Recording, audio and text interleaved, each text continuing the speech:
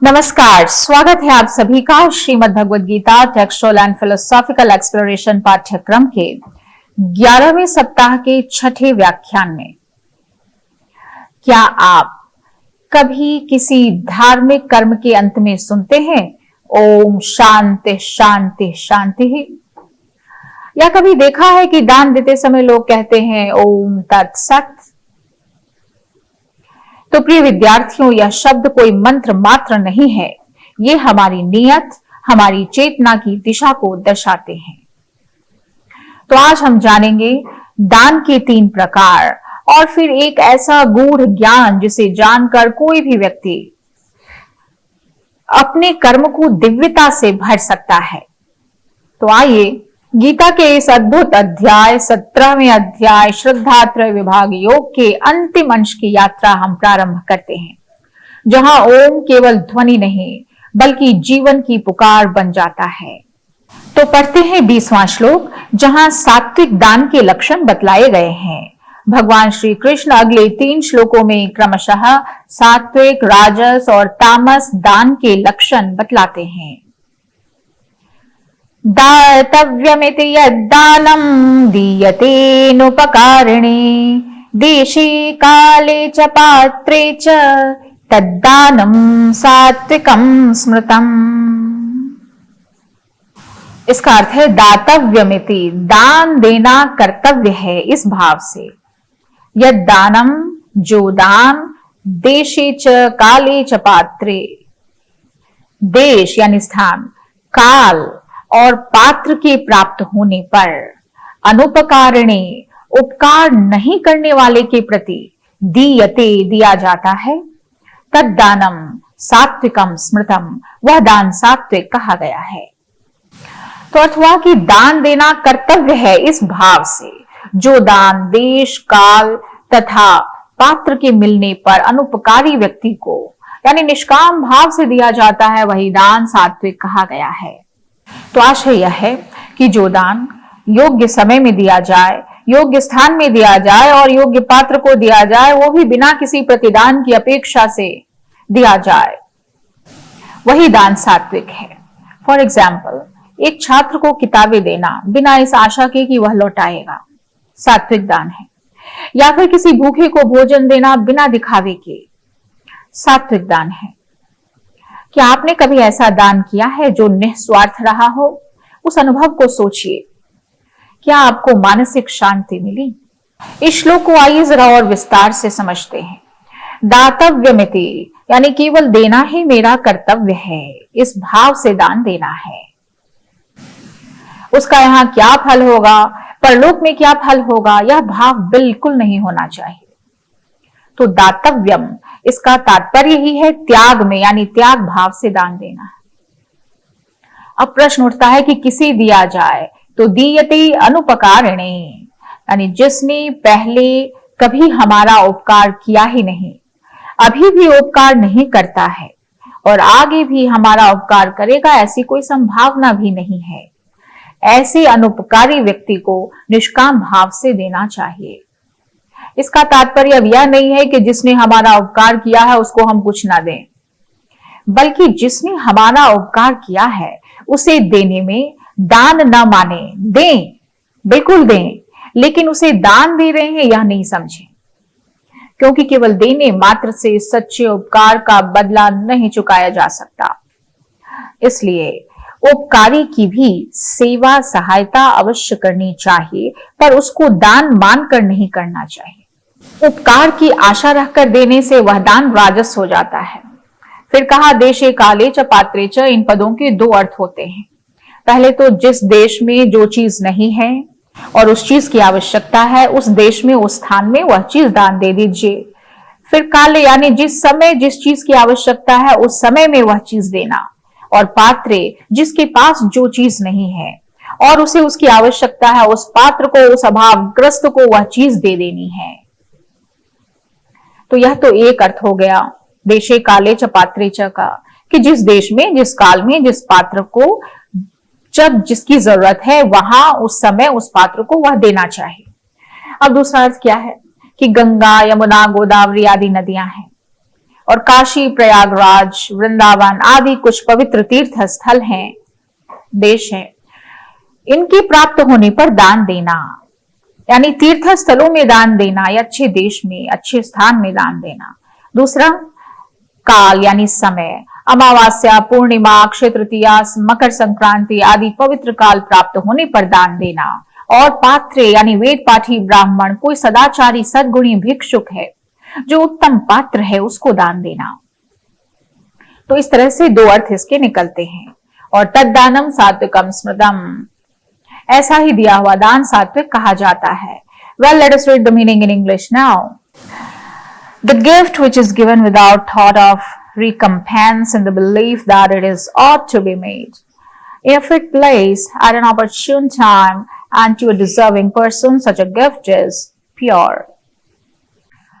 आइए अब पढ़ते हैं 21वां श्लोक। राजस दान के लक्षण क्या है? यत्तु प्रत्युपकारार्थम फलमुद्देश्य वा पुनः दीयते च परिक्लिष्टम तद्दानम राजसं स्मृतम। किंतु यत् जो दान परिक्लिष्टम क्लेश पूर्वक और प्रत्युपकारार्थम प्रत्युपकार के प्रयोजन से वा फलमुद्देश्य अथवा फल को दृष्टि में रखकर पुनः दीयते फिर दिया जाता है, तद्दानम राजसं स्मृतम, वह दान राजस कहा गया है। तो एक वाक्य में अर्थ यह हुआ कि जो दान क्लेश पूर्वक दिया जाए, प्रत्युपकार के लिए दिया जाए या फल प्राप्ति का उद्देश्य बनाकर दिया जाता है, वह दान राजस कहा जाता है। यानी किसी फल या प्रतिदान की आशा से जो दान किया जाए वह राजस दान है।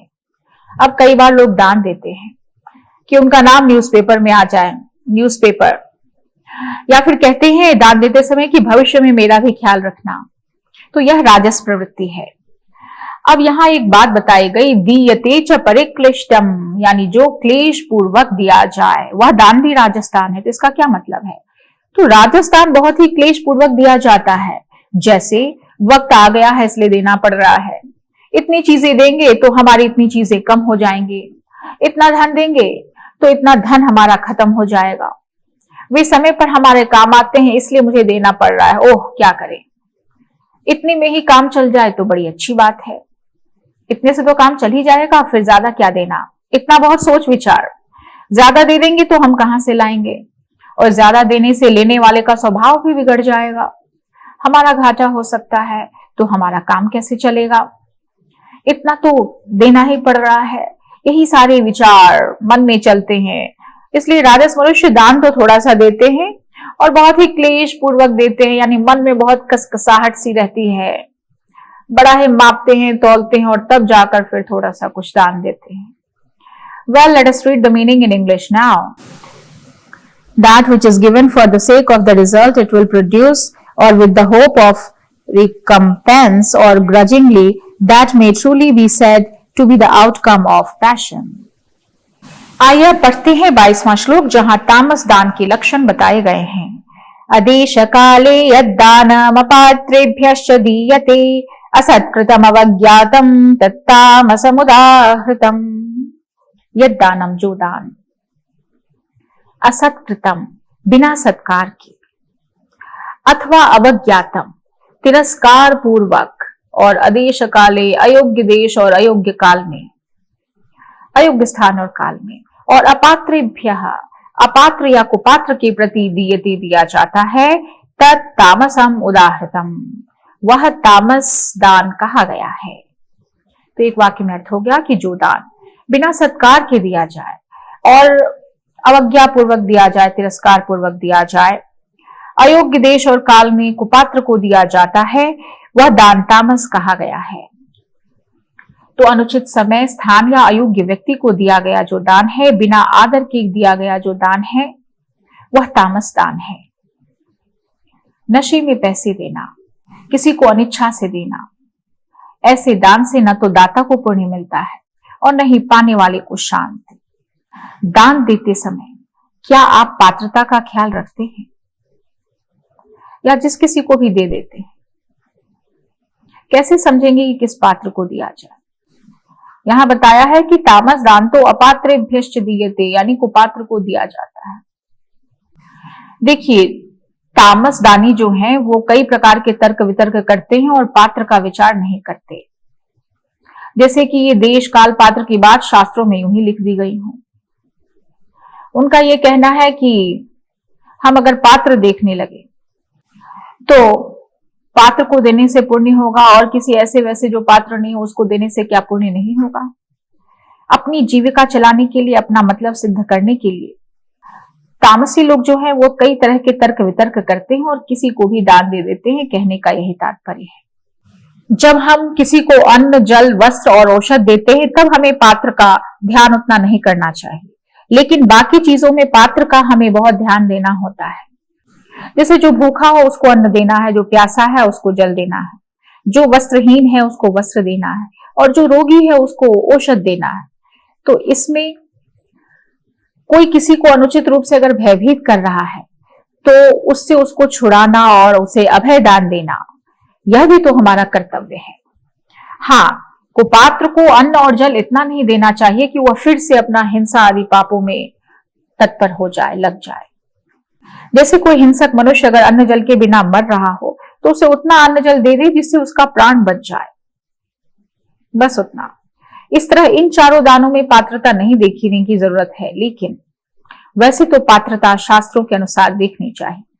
Well, let us read the meaning in English now. And that which is given at an unsuitable place or time, or to one who is unworthy, or with disrespect or contempt, such a gift is the result of ignorance. तो इस तरह से हमने सात्विक, राजस और तामस दान के बारे में सब कुछ समझा। अब प्रश्न यह उठता है कि ये दैवी संपत्ति को धारण करने वाले जो सात्विक मनुष्य हैं, वे परमात्मा प्राप्ति के उद्देश्य से यज्ञ करते हैं, तप करते हैं और दान रूप कर्म भी करते हैं। उन कर्मों में होने वाले जो कमी हो, उन कर्मों में अगर कुछ कमी रह जाए तो उस कमी की पूर्ति के लिए क्या क्या करना चाहिए, इसी को बतलाने के लिए भगवान यहाँ अगला प्रकरण शुरू करते हैं। 23वां श्लोक, जहां ओम तत्सत की महिमा बतलाई गई है। ओम तत्सदिति निर्देशो ब्रह्मणस्त्रिविधः स्मृतः ब्राह्मणास्तेन वेदाश्च यज्ञाश्च विहिताः पुरा। हे अर्जुन, ओम तत्सत इति त्रिविधः, ऐसे यह 3 प्रकार का ब्रह्मणः निर्देशः, सच्चिदानंद घन ब्रह्म का निर्देश है, यानी नाम है, संकेत है। 3 उसी से पुरा सृष्टि के आदि काल में ब्राह्मणाः ब्राह्मण, वेदाः वेद, यज्ञाः और यज्ञ आदि सभी विहिताः रचे गए। तो अर्थ यह हो गया पूरा कि ओम तत्सत इन 3 प्रकार के नामों से जिस परमात्मा का निर्देश किया गया है, संकेत किया गया है, उसी परमात्मा से सृष्टि के आदि में वेदों तथा ब्राह्मणों और यज्ञों की रचना हुई है। तो भावार्थ यह है कि ओम, तत् और सत ये 3 प्रकार का परमात्मा का नाम है, यानी परमात्मा के ही ये 3 नाम हैं। और इन 3 नामों की व्याख्या भगवान ने आगे के 4 श्लोकों में की है। अब उस परमात्मा ने पहले सृष्टि की शुरुआत में वेदों, ब्राह्मणों और यज्ञों को बनाया, और इन तीनों में विधि बताने वाले वेद हैं, अनुष्ठान करने वाले ब्राह्मण हैं और क्रिया करने के लिए यज्ञ हैं। अब इनमें यज्ञ, तप, दान आदि की क्रियाओं में कोई कमी अगर रह जाए तो क्या करें? परमात्मा का नाम ले तो उस कमी की पूर्ति हो जाएगी। जैसे रसोई बनाने वाला जल से आटा गूंथता है, तो अगर मान लो उसमें जल अधिक पड़ जाए तो वह क्या करता है? आटा और मिला देता है। ऐसे ही कोई निष्काम भाव से यज्ञ, दान आदि शुभ कर्म करे और उसमें कोई कमी रह जाए तो जिस भगवान से यज्ञ आदि रचे गए हैं, उस भगवान का नाम लेने से वह अंग वैगुण्य या कमी ठीक हो जाती है, उसकी पूर्ति हो जाती है। तो ये ओम, तत् और सत, यही है वे 3 रहस्यमय शब्द जो इस अध्याय को एक दिव्य विस्तार देते हैं। ओम, तत् और सत ये ब्रह्म के प्रतीक ये 3 शब्द हैं। इन्हीं से वेद धर्म के कार्यों की स्थापना हुई। ओम मतलब क्या? ब्रह्म की ध्वनि, संपूर्ण सृष्टि का बीज। तत् मतलब वह, सब कुछ ईश्वर को समर्पित है। और सत यानी सत्य, शुभता और दिव्यता। Let us read the meaning in English now. Om Tat Sat is the triple designation of the eternal spirit by which of old the Vedic scriptures, the ceremonials and the sacrifices were ordained. आइए पढ़ते हैं 24वां श्लोक, जहां ओंकार के प्रयोग की व्याख्या मिलती है। तस्मादोमेत्युदाहृत्य यज्ञदान तपः क्रियाः प्रवर्तन्ते विधानोक्ताः सततं ब्रह्मवादिनाम्। अर्थ है तस्मात् यानी इसलिए, ब्रह्मवादिनाम वैदिक सिद्धांतों को मानने वाले मनुष्यों की, विधानोक्ताः शास्त्र विधि से नियत, यज्ञदान तपः क्रियाः यज्ञदान और तपरूप क्रियाएं, सततम सदा, ओम इति ओम इस परमात्मा के नाम को उदाहृत्य उच्चारण करके ही प्रवर्तन्ते प्रारंभ होती हैं। तो अर्थ यह है कि इसलिए वैदिक सिद्धांतों को मानने वाले जो मनुष्य हैं, उन मनुष्यों की शास्त्र विधि से नियत जो यज्ञ दान तपरूप क्रियाएं हैं, वे सदा आप देखेंगे कि ओम इस परमात्मा का नाम लेकर के ही प्रारंभ होती हैं। भावार्थ यह है कि वेदज्ञ जन प्रत्येक यज्ञ दान और तप को ओम कहकर प्रारंभ करते हैं। आप सभी करते होंगे। आपने कहीं भी देखी होगी कोई पूजा होती है, यज्ञ होता है, तो आपने देखा सुना होगा कि ओम बोल करके ही किसी भी ऐसे कार्य की शुरुआत होती है। जैसे किसी विद्या के प्रारंभ में भी ओम नमः ऐसा कहते हैं। तो यह श्रद्धा और दिव्यता का आह्वान है। तो यह ओम का उच्चारण करके ही वेद पाठ किए जाते हैं, यज्ञ दान तप किए जाते हैं, और जो भी शास्त्र विहित क्रियाएं हैं सभी ओम का उच्चारण करके ही होती हैं। वेद की जितनी भी ऋचाएं हैं, जितनी भी श्रुतियां हैं, वे सब ओम का उच्चारण किए बिना फलवती नहीं होती, अर्थात फल नहीं देती। ओम का सबसे पहले उच्चारण क्यों किया जाता है? क्योंकि सबसे पहले ओम यानी प्रणव प्रकट हुआ। उस प्रणव की 3 मात्राएं हैं, अ उ म।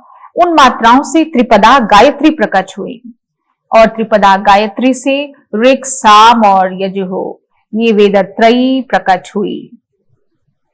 इस दृष्टि से ओम सबका मूल है, और इसी के अंतर्गत गायत्री भी है तथा सबके सब वेद भी हैं।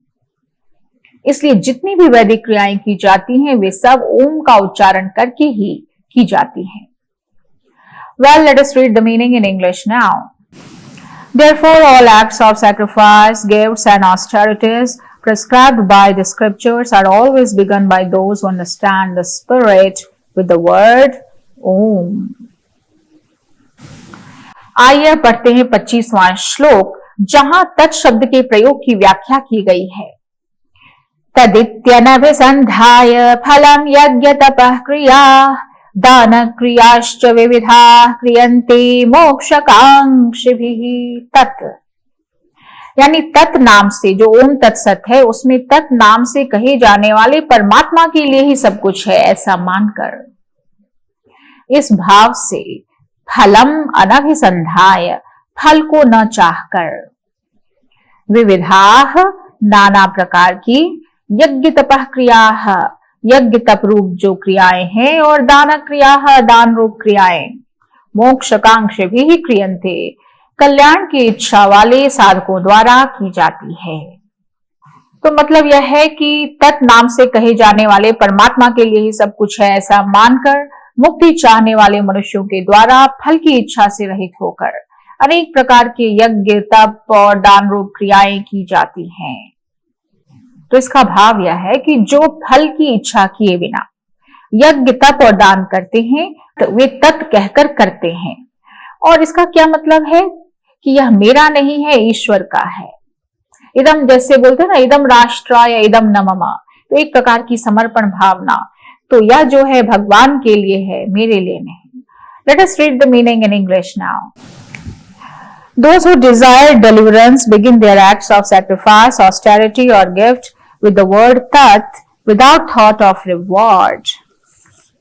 तो हमने 24वें में ओम पद की व्याख्या और 25वें में तत् शब्द की व्याख्या देखी। अब आगे के श्लोकों में 5 प्रकार से सत शब्द की व्याख्या करते हैं श्री भगवान।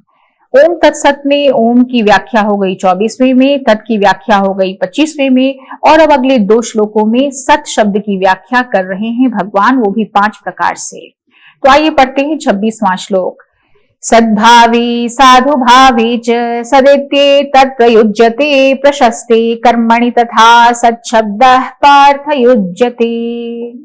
तो यहाँ कह रहे हैं कि सद्भावे साधु भावे च, परमात्मा के सत इस नाम का सत्ता मात्र में और साधु भाव में श्रेष्ठ भाव में सद इत्येतत् प्रयुज्यते प्रयोग किया जाता है, तथा प्रशस्ते कर्मणि प्रशंसनीय कर्म के साथ भी सत शब्दः पार्थयुज्यते सत शब्द जोड़ा जाता है। तो सत जो परमात्मा का नाम है वह सद्भाव में प्रयुक्त होता है, साधु भाव में प्रयुक्त होता है और श्रेष्ठ भाव में भी प्रयोग किया जाता है। तो सद्भाव मतलब परमात्मा के सगुण निर्गुण साकार निराकार जितने भी रूप हैं उनके लिए सत शब्द का प्रयोग होता है। तो परमात्मा के जितने भी रूप हैं, अनेक नाम हैं, जितनी तरह की क्रियाएं हैं, वे सब सद्भाव के अंतर्गत हैं। और साधु भावे यानी जो भी परमात्मा प्राप्ति के लिए साधन बताए गए हैं उनमें हृदय की जो दया है, क्षमा है आदि श्रेष्ठ भाव है, वे सब भी साधु भाव के अंतर्गत आते हैं और उसके लिए सत शब्द का प्रयोग होता है। यानी सत्ता में और श्रेष्ठता में सत शब्द का प्रयोग किया जाता है। तो जो श्रेष्ठ गुण है उनके लिए भी सत शब्द का प्रयोग करते हैं, जैसे सद्गुण सद्भाव आदि आदि। फिर कहा प्रशस्ते कर्मणि तथा सत शब्दः पार्थयुज्यते, जो प्रशस्त कर्म है, श्रेष्ठ आचरण है, वे सब के सब प्रशस्ते कर्मणि के अंतर्गत है। और उसमें आप देखिए कि यज्ञोपवीत है, विवाह संस्कार है, अन्नदान, धर्मशाला बनवाना, मंदिर बनवाना, बगीचा लगवाना, कुआं खुदवाना, ये सभी श्रेष्ठ आचरण है और इनमें सत शब्द का प्रयोग इन कर्मों के लिए किया जाता है, जैसे सदाचार, सत्कर्म, सत्सेवा, सद्व्यवहार आदि आदि। Let us read the meaning in English now. Sat means reality or the highest good, and also Arjuna it is used to mean an action of exceptional merit. आइए इसी क्रम में हम आगे बढ़ते हैं। 27वां श्लोक। यज्ञे तपसि दाने च सतः सदिति चोच्यते कर्म चैव तदर्थीयं सदित्येवाभिधीयते। च तथा यज्ञे तपसि दाने च, यानी यज्ञ तप और दान में या स्थिति ही सा एव सत, जो स्थिति है वह सत है। इत्युच्यते, इस प्रकार यह कहा जाता है। च तदर्थीयम, और उस परमात्मा के लिए किया हुआ, कर्म एव, कर्म ही निश्चय पूर्वक, सद इत्यभिधीयते, सद कहा जाता है। तो भगवान अर्जुन से कह रहे हैं कि यज्ञ तप तथा दान रूप क्रिया में जो स्थिति है, निष्ठा है, वह भी सत ऐसा कहा जाता है। सत इस रूप में कहा जाता है और उस परमात्मा के निमित्त किया जाने वाला कर्म भी सत ऐसा कहा जाता है। तो भावार्थ यह हुआ कि सत का प्रयोग सच्चाई, शुभ और श्रेष्ठ कर्मों के लिए होता है। यदि कोई पूजा सच्चे मन से करे वह सत है, यदि कोई पढ़ाई श्रद्धा से करे वह भी सत है। मित्रों, आप किसी अपने एक दैनिक कार्य का नाम लीजिए और सोचिए क्या मैं इसे सत बना सकता हूं। Well, let us read the meaning in English now. Conviction in sacrifice, in austerity and in giving is also called sat. So too, an action done only for the Lord's sake. तो इस तरह हमने देखा कि अभी श्लोक में यह बात आई कि परमात्मा के उद्देश्य से किए गए कर्म सत हो जाते हैं, परंतु परमात्मा के उद्देश्य से रहित जो कर्म किए जाते हैं उनकी कौन सी संज्ञा होगी, अब यह प्रश्न उठता है। तो अब इसे हम अगले 28वें श्लोक में देखेंगे। भगवान बतला रहे हैं, अश्रद्धया हुतम दत्तम तपस्तप्तम कृतं च यत् असदित्युच्यते पार्थ न च तत्प्रीत्य नो इह। हे पार्थ, अश्रद्धया हुतम, अश्रद्धा से किया हुआ हवन, दत्तम दिया हुआ दान, और तप्तम तपः तपाया हुआ जो तप है, च यत् कृतम और भी जो कुछ भी किया जाए, सब असत इति उच्यते, असत इस रूप में कहा जाता है। तत् नो इह, उसका फल न तो यहाँ यानी इस लोक में कुछ मिलता है और न च प्रेत्य और न ही मरने के बाद ही होता है, यानी उसका कहीं भी सत्फल नहीं होता। तो पूरा अर्थ हो गया कि हे अर्जुन, बिना श्रद्धा के किया हुआ हवन, बिना श्रद्धा के दिया हुआ दान और बिना श्रद्धा के जो तपस्या की गई है और जो कुछ भी किया गया शुभ कर्म है, वह सब असत इस प्रकार कहा जाता है, यानी बिना श्रद्धा के कुछ नहीं कर सकते, क्योंकि वह न तो इस लोक में कुछ फल देता है और न ही मरने के बाद कुछ फल देता है। तो भावार्थ यह है कि जो कार्य श्रद्धा के बिना किया जाए वह असत है, न इस लोक में फलदायक है न ही परलोक में। तो अगर कोई केवल दिखावे के लिए पूजा करे, निष्ठा ना हो, तो उसका कोई गूढ़ अर्थ नहीं। श्रद्धा ना हो तो यज्ञ भी निष्फल है, दान भी निष्फल है और तप भी निष्फल है। तो इस तरह आज के व्याख्यान में हमने जो कुछ बातों को समझा वह यह है कि शब्दों के पीछे अर्थ है और अर्थ के पीछे भावना। ओम तत्सत एक मंत्र नहीं बल्कि एक जीवन दृष्टि है। ओम यानी मैं ईश्वर को बुला रहा हूं, आह्वान। तत् मतलब यह मेरा नहीं है, तेरा है हे प्रभु। और सत जो भी करूं वह शुभ हो, सच्चा हो, सार्थक हो। यदि गीता के इस अध्याय का सप्तदश अध्याय का सार एक वाक्य में कहें तो वह है श्रद्धा से ही धर्म है और श्रद्धा से ही मुक्ति है। तो डियर लर्नर्स, अब आपके लिए एक अभ्यास, आप कल से कोई एक कार्य ओम तत्सत की भावना से कर सकते हैं, पूर्ण समर्पण और सत्य के साथ। क्या आप उस भावना को हर दान, हर पाठ, हर प्रयास में जोड़ सकते हैं? यदि हाँ, तो आप स्वयं के निर्माता बन रहे हैं। अगले व्याख्यान में हम प्रवेश करेंगे श्रीमद् भगवद गीता के अंतिम अध्याय में, मोक्ष संन्यास योग में, अष्टादश अध्याय में, जहां गीता का अंतिम उत्कर्ष हमारी प्रतीक्षा कर रहा है।